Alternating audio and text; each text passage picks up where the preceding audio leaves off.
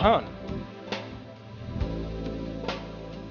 जिस पर हमारी आबादी का एक बड़ा भाग अपनी जीविका के लिए निर्भर है।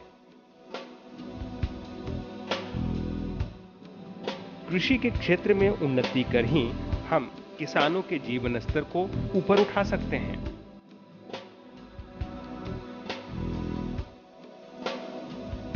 इसलिए ये जरूरी है कि पारंपरिक खेती में जरूरत के अनुसार बदलाव लाएं।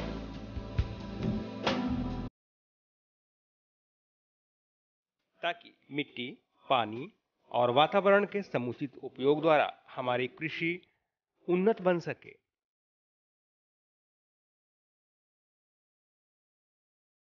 कृषि को लाभप्रद बनाने के लिए हमें कृषि में लगने वाले लागत को कम करना होगा, और ये तब संभव है जब हम वैज्ञानिक तरीके से खेती करें। इसलिए आज हम धान की वैज्ञानिक और उन्नत खेती के बारे में बात करेंगे।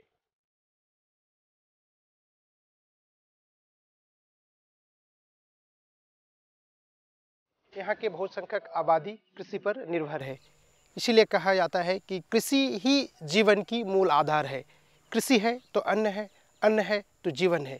यानी कृषि सभी विकासों की मूल बिंदु है। कृषि के विकास के बगैर किसी भी तरह की विकास कतई संभव नहीं है।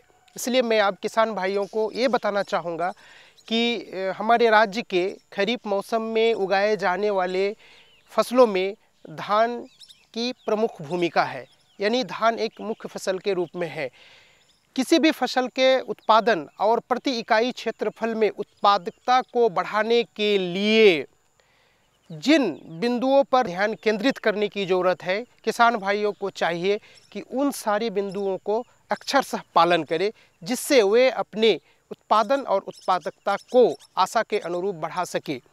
खेती में सबसे बड़ी चीज़ है, यानी कि बदलते परिवेश में, या हमारे कहिए कि वक्त की करवट को बदलते के क्रम में हम ये बताना चाहते हैं कि कृषि को एक लाभकारी व्यवसाय के रूप में अपनाना होगा। कृषि को लाभकारी पेशा के रूप में हम तभी तब्दील कर सकते हैं जब कृषि में लगने वाले लागत को हम कर सकें। कृषि में लगने वाले लागत को कम करके कृषि से होने वाले मुनाफा को हम बढ़ा सकते हैं। यानी जब तक हम कृषि को एक लाभकारी व्यवसाय के रूप में किसानों के बीच प्रचलित न करेंगे, तब तक किसान इस खेती को अपनाने में इतराएंगे और फिर वे अपने इससे पलायन शुरू कर देंगे।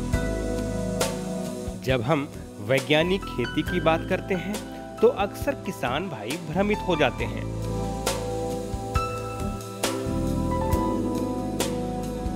किसान भाई, वैज्ञानिक खेती से आपको भ्रमित या चिंतित होने की जरूरत नहीं है। इसके अंतर्गत आपके क्षेत्र के मुताबिक सही प्रभेद का चुनाव, संतुलित उर्वरक का प्रयोग, जल प्रबंधन और नवीनतम तकनीकों के प्रयोग पर जोर दिया जाता है। किसान भाई अगर जिन बिंदुओं पर ध्यान देने की ज़रूरत है, मैं उन्हें पुनः उन बिंदुओं पर ले जाना चाहता हूं। सबसे पहली चीज़ है कि प्रभेद का चुनाव, यानी परिस्थिति विशेष के मुताबिक ही प्रभेद का चुनाव करें।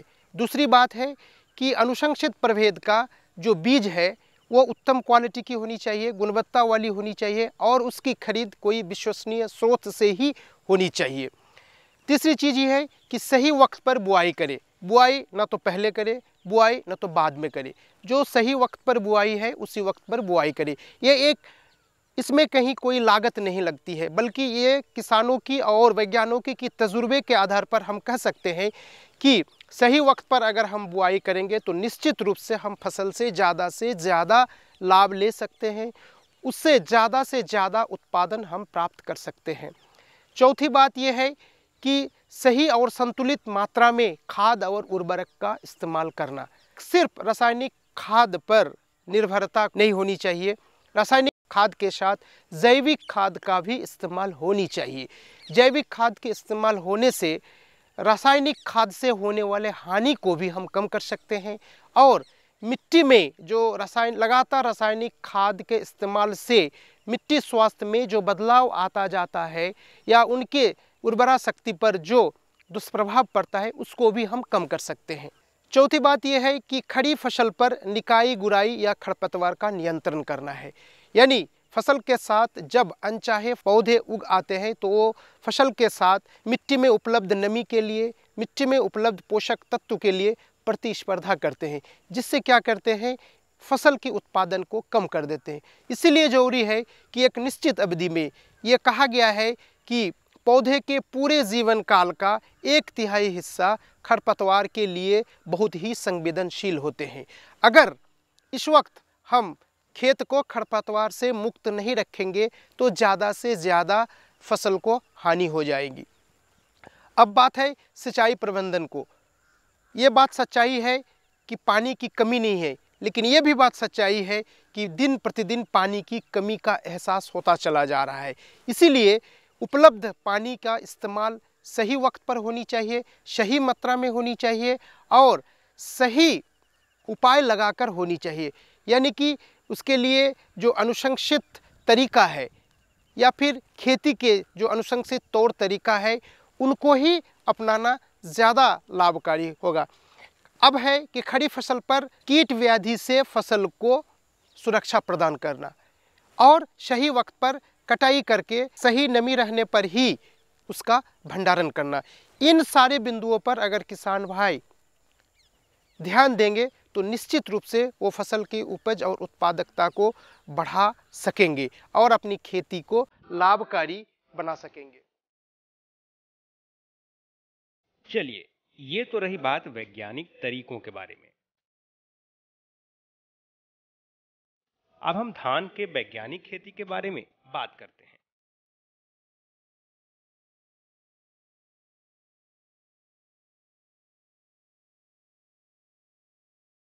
जैसा कि किसान भाई आप जानते हैं, धान खरीफ की मुख्य फसल है। अपने राज्य बिहार में धान की खेती लगभग 35 लाख हेक्टेयर जमीन पर की जाती है।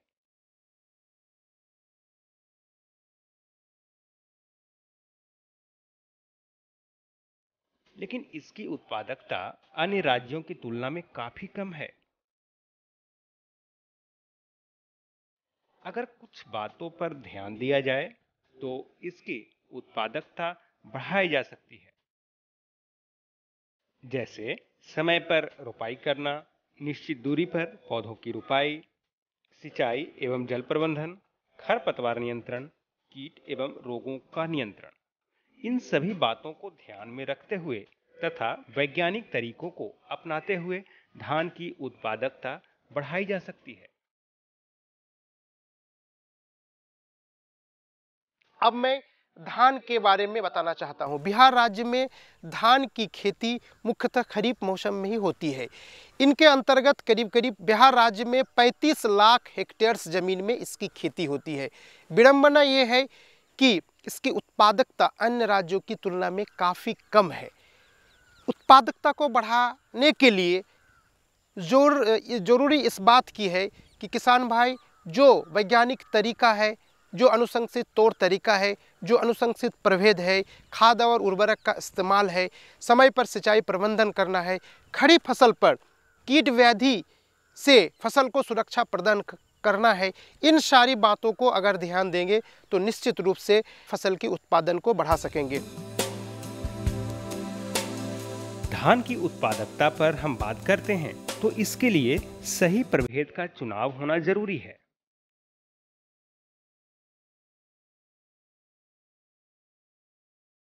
तो चलिए अब हम बात करते हैं धान के प्रमुख प्रभेदों के बारे में। किसान भाई, धान की खेती अलग अलग तरह की जमीनों में हम करते आ रहे हैं,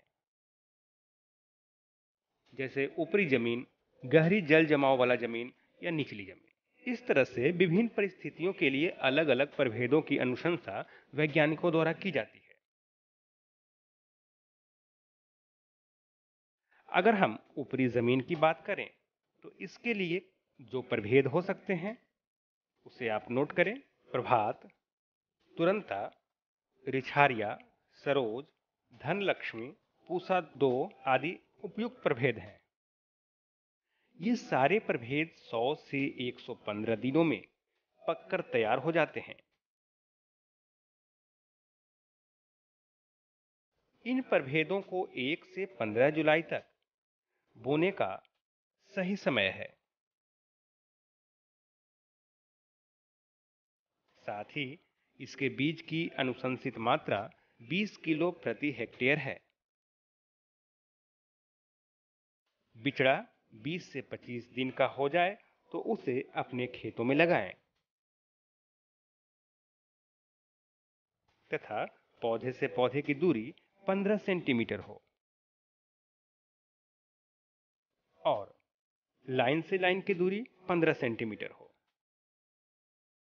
अगर मध्यम जमीन में धान की खेती की बात करें तो इसके लिए राजेंद्र भगवती, सीता, कनक, राजेंद्र सुहासनी, राजेंद्र कस्तूरी, सरोज, IR 36 आदि उपयुक्त प्रभेद हैं। ये सारे प्रभेद लगभग 115 से 120 दिन में पककर तैयार हो जाते हैं। इन प्रभेदों को बिजाई करने का समय 10 से 25 जून तक है।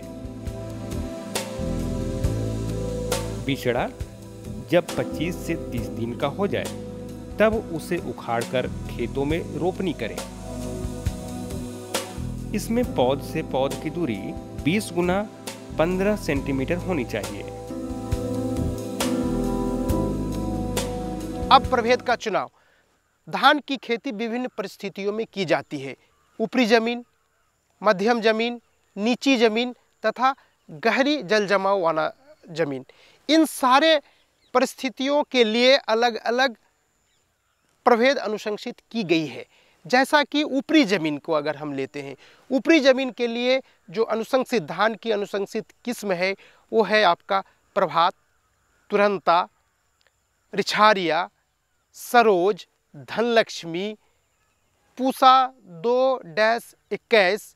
इन सारे प्रभेद तकरीबन 100 से 115 दिन में पककर तैयार हो जाता है तथा इनकी बिजाई जो पौधशाला में हम इनकी बिजाई करेंगे वो करीब करीब तकरीबन 1 से 15 जुलाई तक हम उसको पौधशाला में लगा देंगे और इसके लिए बीज की जो अनुशंसित मात्रा है वो 20 किलो प्रति हेक्टेयर की दर से इस्तेमाल करेंगे।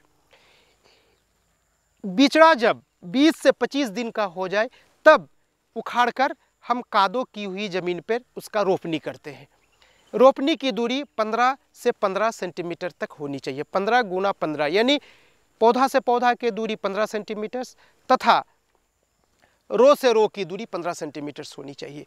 अब दूसरी परिस्थिति ये है कि मध्यम जमीन के लिए जो अनुशंसित किस्म है उसमें आपका राजेंद्र भगवती है, फिर आपका सीता है, फिर आपका कनक है, फिर आपका राजेंद्र सुहासनी है, फिर राजेंद्र कस्तूरी है, सरोज है, IR 36 है। इन सारे प्रभेद तकरीबन 115 से 120 दिन में पककर तैयार हो जाते हैं। पौधशाला में बिजाई करने का वक्त है 10 से 25 जून तक हम पौधशाला में इसकी बिचड़ा को गिरा दें। बिचड़ा जब 30 दिन का हो जाए, 25 से 30 दिन का, तब हम रोपनी के लिए इसे इस्तेमाल करें और रोपनी की दूरी 20 गुना 15 सेंटीमीटर रखनी चाहिए। अब बात निचली जमीन में धान की खेती की। इसके लिए स्वर्णा, जिसे कि MTU 7029 भी कहते हैं, ये प्रभेद बहुत ही ज्यादा फसल देती है। इसके अलावा राजेंद्र मंसूरी, राजेंद्र श्वेता, राजश्री, किशोरी आदि को उपयुक्त प्रभेद मानते हैं। ये सारे प्रभेद लगभग 140 से 145 दिनों में पककर तैयार हो जाते हैं। इन प्रभेदों को बिजाई करने का सही समय 25 मई से 10 जून तक है। इसके अलावा गहरी जमीन जिसमें जल जमाव हमेशा बनी रहती है, इसके लिए भी अलग प्रभेद हैं, जिसमें जानकी, सुधा, वैदेही, जलज उपयुक्त प्रभेद माने गए हैं। अब बात आती है सुगंधित धान की। तो इसके प्रमुख प्रभेद इस प्रकार हैं: राजेंद्र कस्तूरी, राजेंद्र सुवासनी, पूसा बासमती, सुगंधा 1 से 4। इन सभी प्रभेदों को बिजाई करने का सही समय 25 जून से 15 जुलाई तक है। आइए इसके बारे में हम विशेष तौर पर जानते हैं अपने वैज्ञानिक से। अब जो परिस्थिति है वो निचली ज़मीन है। निचली ज़मीन के लिए जो अनुशंसित किस्म है उसमें सबसे अच्छी किस्म स्वर्णा है, जो बहुत ज़्यादा उपज देने वाली किस्म है। इनको MTU 7029 भी कहते हैं। इसके अलावा राजेंद्र मंसूरी एक किस्म है, राजेंद्र श्वेता एक किस्म है, राजश्री है, सत्यम है, किशोरी है। इन सारे प्रभेद का चुनाव हम निचली ज़मीन के लिए कर सकते हैं। ये सारे प्रभेद 140 से 145 दिन में पककर तैयार हो जाते हैं। इन प्रभेदों के लिए बिचड़ा गिराने का वक्त है 25 मई से 10 जून तक। अब है इनके अलावा भी कुछ ऐसी बातें हैं जो गहरी ज़मीन जहाँ पर जल जमाव बनी रहती है, वैसे स्थिति में भी जैसे हम कुछ प्रभेद हैं, जानकी है, सुधा है, वैदेही है, जलज है। इन सारे किस्मों का चुनाव हम वैसे जगह के लिए करें जहाँ पर जल जमाव की स्थिति बनी रहती है। अब हम बातें करेंगे सुगंधित धान की, सेंटेड राइस की। सुगंधित धान की जो अनुशंसित किस्म है वो हमारा है राजेंद्र कस्तूरी, राजेंद्र सुहासिनी। इन सारे किस्मों का चुनाव हम सेंटेड राइस के लिए कर सकते हैं। वैज्ञानिक तरीके से धान की खेती की बात करें और नर्सरी के बारे में हम बात न करें, ऐसा तो हो ही नहीं सकता।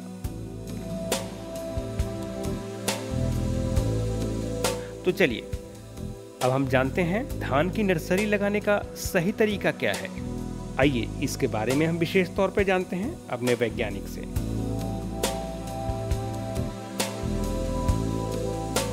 अब है कि पौधशाला यानी कि नर्सरी उगाने का तरीका।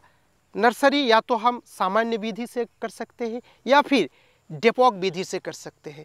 सामान्य विधि से जो नर्सरी हम पौधशाला तैयार करते हैं उसमें हम क्या करते हैं, ऊपरी ज़मीन को चुनते हैं जहाँ पर सिंचाई की साधन हो, और उसमें हम क्या करते हैं, खेत को अच्छी तरह से कादो करके बीज को 24 घंटा भिगाने के बाद 48 घंटा बोरा पे ढक के जब अंकुरित हो जाता है तो वो अंकुरित बीज को हम ले जाके कादो की हुई ज़मीन पे छींट देते हैं। और जब पौधे एक निश्चित अवधि को प्राप्त कर लेता है, जैसे मैंने कहा तकरीबन 25 से 30 दिन की बिचड़ा लगाने के लिए हो जाता है। जब ये इतना दिन का बिचड़ा हो जाए, स्वस्थ बिचड़ा हो, तो उसमें उखाड़कर ज़मीन पे रोप देनी चाहिए। अब है डेपोक विधि। ये भी एक नर्सरी उगाने का तरीका है, बहुत ही कम समय में और कहीं भी इस विधि से हम धान की नर्सरी को उगा सकते हैं।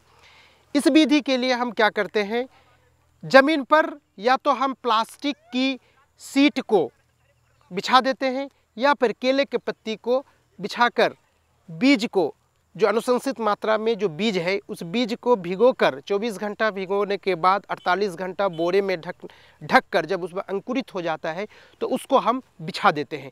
और ये बिछाने के वक्त ये ध्यान रहे कि 1 इंच से ज़्यादा मोटाई ना हो। दूसरी चीज़ है कि सुबह 4 से 5 दिन तक धीरे धीरे उसमें पानी देती रहनी चाहिए और हल्का हल्का बीज को दबाते रहना चाहिए। ये ऐसी विधि से बीज की तैयारी तकरीबन 14 से 15 दिन में हो जाते हैं। ये एक पोर्टेबल टाइप ऑफ नर्सरी है ना, ज्वलंत नर्सरी है, जहाँ चाहे वहाँ लगा लेते हैं और जिस समय चाहते हैं उस समय उसको बिचड़ा को लगा लेते हैं। धान की वैज्ञानिक खेती करें और खरपतवार के बारे में बात न करें, ये तो बात अधूरी रह जाएगी। तो इसलिए हम बात करते हैं धान में खरपतवार नियंत्रण के बारे में।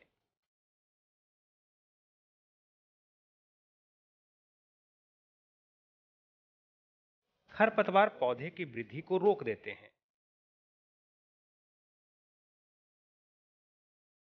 जिससे कि धान की उपज में काफी कमी आ जाती है। साथ ही खेती में लगने वाले लागत को भी ज्यादा कर देते हैं। खरपतवार नियंत्रण के कुछ प्रमुख तरीके हैं, जैसे रासायनिक विधि से, मशीन के द्वारा या हाथ से सीधे उखाड़ना। लेकिन इन सबों में रासायनिक विधि ही उत्तम विधि है। इसमें समय के साथ साथ लागत भी कम आता है। आइए इसे विस्तार से जानते हैं। खरपतवार नियंत्रण की। खरपतवार पौधे के साथ जब कोई भी अवांछित पौधे उग आते हैं तो उसको हम खरपतवार कहते हैं।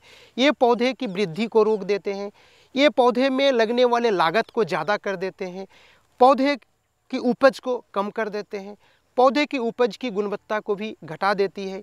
इन सारे हानियाँ खरपतवार से होती है। इसीलिए पहला शुरू का 1/3 हिस्सा, पूरे फसल की जीवन काल का शुरू का 1/3 हिस्सा हमेशा से चाहिए कि पौधे को खरपतवार से मुक्त रखे और अच्छी और गुणवत्ता वाली उपज प्राप्त करें। इसके लिए या तो हम यांत्रिक विधि अपनाते हैं, या तो फिर हम मैनुअल भी करते हैं, या तो हम हाथ से जो अनचाहे पौधे हैं उसको उखाड़ते हैं, या नहीं तो फिर रसायन का इस्तेमाल करके भी हम कर सकते हैं। तो बदलते वक्त के साथ साथ और जो हमारा लेबर है ना, श्रम का कमी को देखते हुए रासायनिक खरपतवार को भी हम इस्तेमाल कर सकते हैं। रासायनिक खरपतवार इस्तेमाल करने से ज़्यादा ध्यान देने की ज़रूरत है कि सही दवाई का चुनाव करें, गुणवत्ता वाली दवाओं का चुनाव करें और सही मात्रा में ही हम उसकी उपयोग करें और ज़रूरत के मुताबिक उपयोग करें। अगर ज़रूरत ना हो तो कतई उपयोग ना करें, ज़रूरत हो तो निश्चित और अनुशंसित मात्रा में जो अनुशंसित खरपतवार नाशी, तृणनाशी दवा बाज़ार में उपलब्ध है, अच्छे स्रोत से लेकर अनुशंसित मात्रा में डालकर उसको छिड़काव करना चाहिए। धान के क्षेत्र में ब्यूटाक्लोर मैचेटी नाम का दवा उपलब्ध है बाज़ार में, जिसका 3 किलोग्राम प्रति हेक्टेयर की दर से 600 से 700 लीटर पानी में मिलाकर प्रति हेक्टेयर की दर से रुपाई के 3 से 4 दिन के बाद छिड़काव कर देनी चाहिए। इससे जितने भी तृण है, जितने भी खरपतवार है वो नष्ट हो जाएंगे। वैज्ञानिक खेती में संतुलित उर्वरक का प्रयोग पर विशेष तौर पर ध्यान देने की जरूरत होती है। बगैर उर्वरक के हम अच्छी फसल की उम्मीद नहीं कर सकते हैं। इसलिए आइए जानते हैं अपने वैज्ञानिक से कि धान में संतुलित उर्वरक का प्रयोग क्यों और कैसे करें। अब बारी आती है खाद एवं उर्वरक के इस्तेमाल की। इसके लिए अनुशंसित मात्रा में जो खाद और उर्वरक की मात्रा है वो 100 किलो नेत्रजन, 40 किलो स्फूर, 20 किलो पोटास। 100 किलो नेत्रजन के लिए 217 किलो यूरिया की ज़रूरत होती है। 60 किलो या 40 किलो स्फूर्स के लिए करीब करीब आपको 250 किलो एसएसपी की ज़रूरत होती है और 20 किलो पोटास के लिए 33 किलोग्राम म्यूरेट ऑफ पोटास जो बाज़ार में उपलब्ध है प्रति हेक्टेयर की दर से इसकी ज़रूरत होती है। इसको देने की इस्तेमाल करने का तरीका, आधा नेत्रजन, अनुशंसित मात्रा का आधा नेत्रजन पूरा स्फूर और पोटास की पूरी अनुशंसित मात्रा को अंतिम खेत जुताई के वक्त यानी कादो करने के वक्त मिला देते हैं।